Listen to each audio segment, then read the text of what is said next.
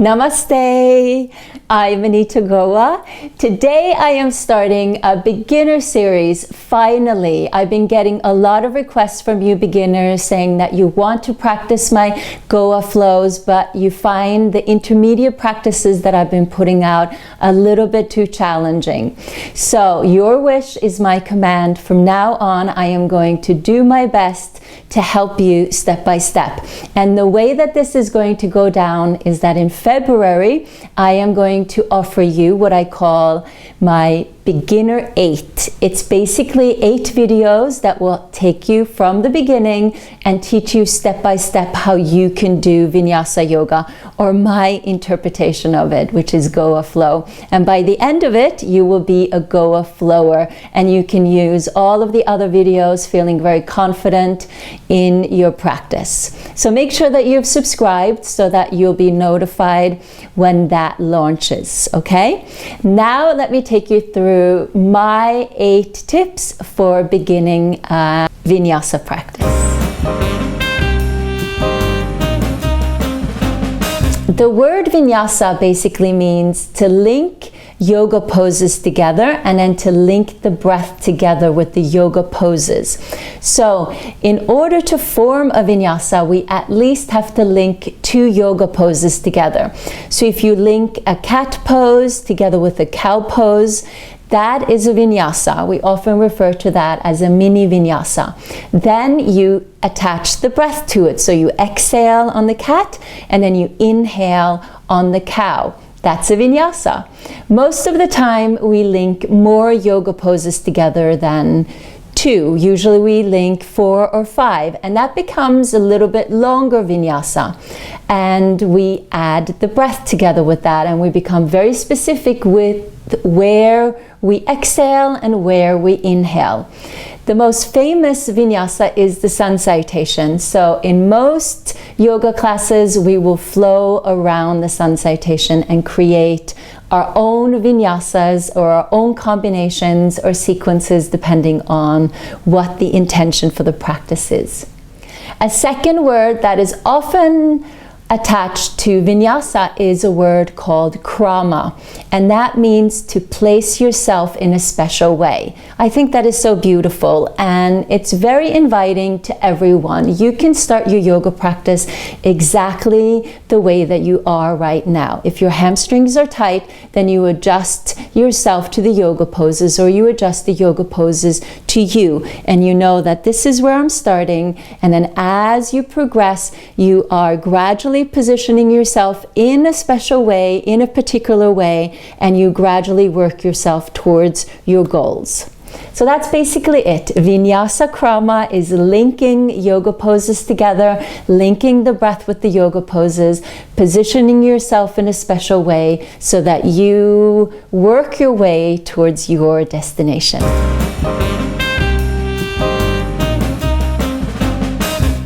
The type of breathing that we use in Vinyasa yoga is called Ujjayi breathing, and I have just started to use the term Vinyasa breath because this type of breathing is really essential to use in a Vinyasa format, because there are some times when we need a longer breath and there are other times when we need a shorter breath.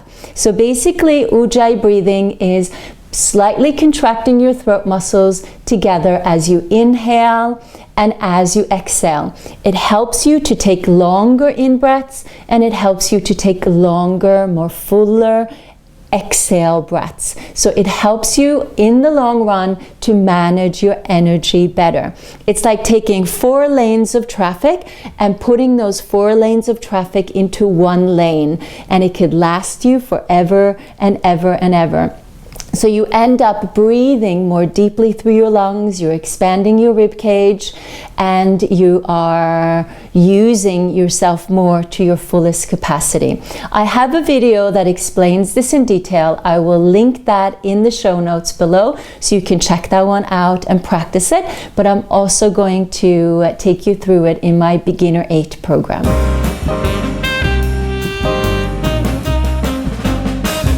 Just to be clear, an asana is a yoga pose. And I oftentimes think that this step is overlooked because we get so into the flow of it and that we forget that it's actually individual yoga poses that we are linking together in a vinyasa practice. So get to know each of the asanas individually within the practice that you're practicing. Feel them, test them out just in your own time, read about them, read about their benefits, read about what muscles they are working, whether they're giving you strength, whether they're giving you flexibility, know what category they fall into, a forward bend, a backward bend, a side bend, a twist, an inversion, balancing pose, an arm balancing pose, and there's so much to learn about them.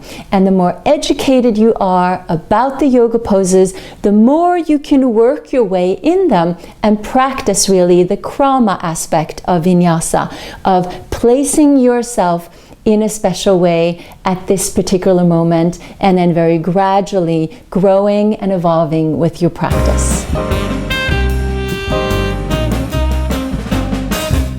That was a bit of a little cheeky tip there, but it relates back to the asana tip. It's very important as you practice that you pay attention to form and you pay attention to alignment. So that's why I said it was very important that you know the individual yoga asanas. So one thing that helps out a lot in beginning a yoga practice is to integrate yoga props, a yoga strap, and yoga blocks are basically the basics that you need. So try to spend a little bit of money to get yourself some yoga props. It makes all the difference, because there might be a yoga pose that you can't quite get into, and if you have a yoga strap or if you have a yoga block, then it gives you that extra leverage so that you can put yourself in your best position where you can breathe your fullest, deepest breath. And this one is that huge part of krama. Place yourself in a special way that is going to serve you in the best way possible to move you along on your journey.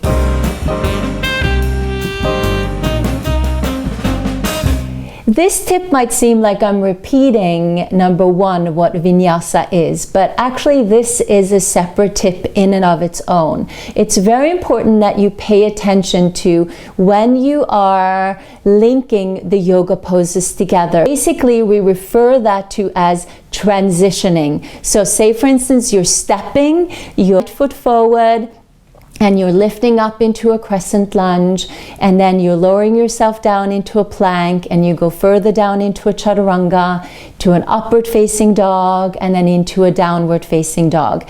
That's a full vinyasa, and there's a lot of steps along the way in order to go through that entire vinyasa. So pay attention to the different steps of the vinyasa. Notice how that feels on your body, and integrate the blocks or integrate the straps if you have to, so that you make it work for you at this moment.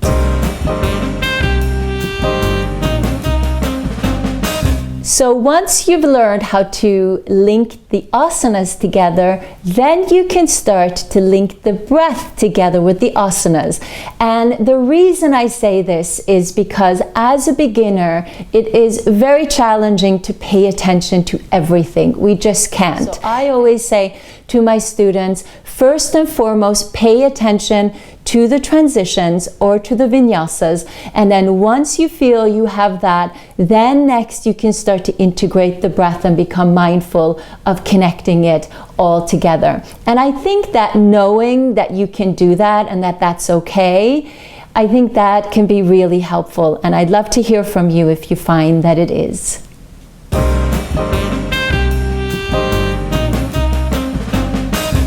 You will naturally progress in your practice if you practice regularly.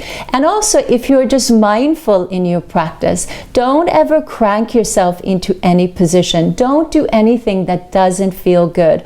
Always practice by putting yourself in a position where you can breathe.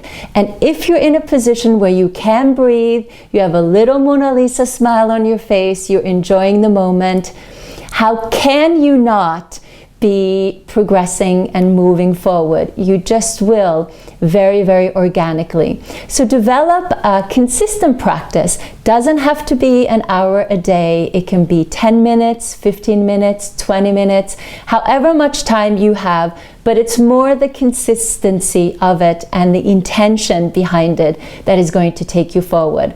So have fun with it.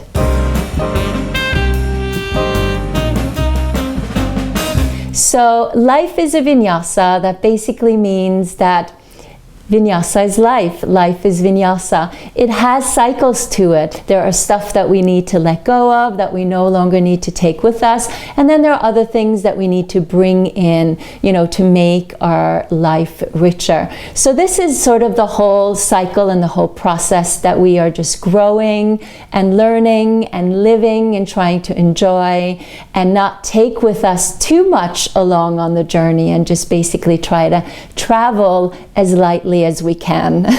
That's my interpretation of it, and I'd love to hear what maybe your interpretation of it might be. If you already know, or if you get a little epiphany along the way, please share with me in the comment box below. So that is my 8 tips for how to begin Vinyasa yoga practice. I hope that this has been helpful. I really enjoyed sharing this with you, and I hope that you enjoyed listening to it and that it will be helpful for you in your own practice. So stay tuned. Make sure that you've subscribed so that you can be along the journey on the Beginner 8 program that I will be sharing with you pretty soon. If you like this, give it a thumbs up, and feel free to share it with one of your friends that might be interested in starting yoga as well. All right, I will see you soon. Have fun. Bye.